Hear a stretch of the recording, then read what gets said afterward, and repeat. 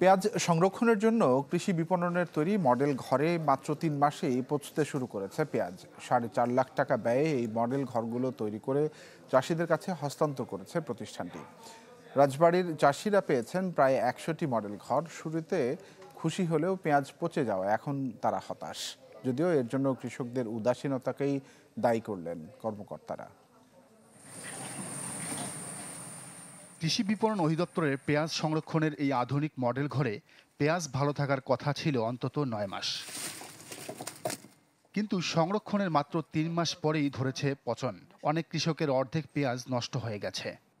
এই ঘরে শুনছি যে পেঁয়াজ সংরক্ষণ করলে ভালো থাকে, এই কারণে কিন্তু আসলে পেঁয়াজ অর্ধেকের বেশি পচে গেছে। এই 2 বছর পেঁয়াজ অনেক লস খাচ্ছে এই ঘরের জন্য।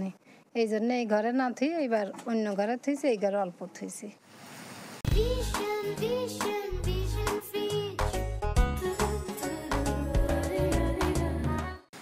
রাজবাড়ীর 3টি উপজেলায় পেঁয়াজ ও রসুন সংরক্ষণ পদ্ধতি আধুনিকায়ন এবং বিপণন কার্যক্রম উন্নয়ন প্রকল্পের আওতায় নির্মিত প্রায় 100টি মডেল ঘর কৃষকদের কাছে হস্তান্তর করে কৃষি বিপণন অধিদপ্তর। এতে প্রথমে খুশি হলেও সংরক্ষিত পেঁয়াজ নষ্ট হয়ে যাওয়ায় হতাশ চাষিরা।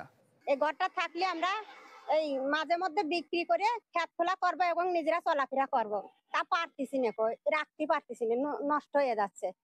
ভালো মেশিন যদি দেয় ঠান্ডা একটু থাকে, 2000 টাকা করে প্রত্যেক মাসে বিল আসতেছে, আমাদের খালি লসই হচ্ছে, আমাদের কোনো লাভ হচ্ছে না, ক্ষতিই হইতেছে।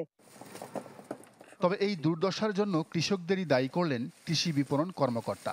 বলছেন, দেশি পেঁয়াজ রাখতে বলা হলেও অধিকাংশ চাষি সংরক্ষণ করেছেন হাইব্রিড জাত, যে কারণে পচন ধরেছে পেঁয়াজে।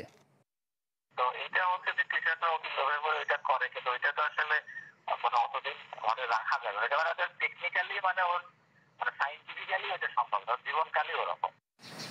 4.5 লাখ টাকা ব্যয়ে নির্মিত একটি ঘরে যৌথভাবে 5 জন কৃষক 300 মণ পেঁয়াজ রাখার কথা, কিন্তু অধিকাংশ ক্ষেত্রে পুরো ঘর ব্যবহার করছেন একজন কৃষক।